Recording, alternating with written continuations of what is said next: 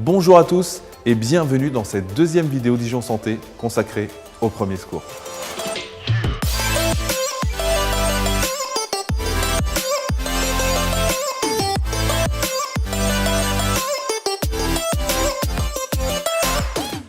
Aujourd'hui, nous allons voir une chose bien connue du grand public, la PLS, la position latérale de sécurité.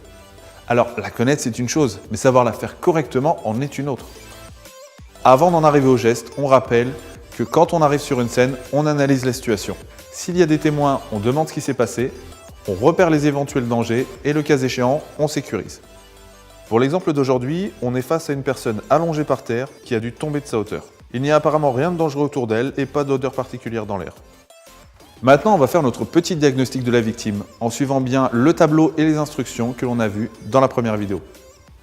Dans le cas qui nous intéresse aujourd'hui, la victime est inconsciente, elle respire et elle ne présente aucune blessure. Dans cette situation, le risque qui peut se présenter pour cette personne, c'est de s'étouffer avec des liquides produits par son propre corps, quel qu'il soit. Pour éviter ça, on va la mettre en position latérale de sécurité. Première chose, pour faciliter sa respiration, on retire tout ce qui pourrait gêner. Ceinture, bouton de jean, cravate, bouton de chemise, etc.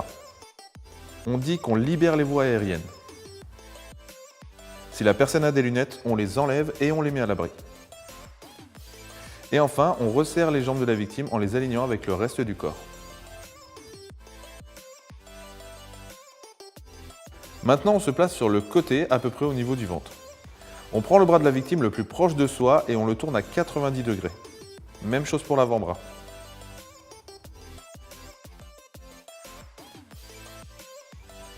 On prend la main du bras opposé que l'on vient plaquer contre la nôtre pour venir la placer sous la joue de la victime.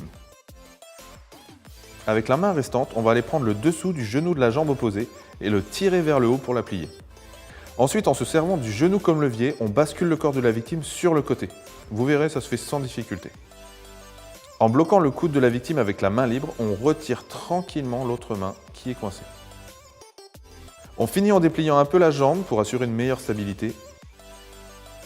Et surtout, on n'oublie pas d'ouvrir la bouche de la victime pour laisser sortir les fameux éventuels liquides. Si c'est possible, on couvre la victime pour maintenir sa chaleur.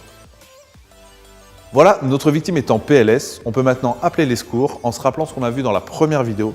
Et j'insiste sur le fait qu'on ne raccroche pas le premier. À partir de là, tout ce qu'on a à faire, c'est surveiller régulièrement l'état de la victime. Vérifier si elle est toujours inconsciente, s'assurer qu'elle respire, qu'elle ne tremble pas de froid, ce genre de choses. C'est tout pour cette deuxième vidéo. N'hésitez pas à pratiquer ces gestes avec votre famille ou vos amis.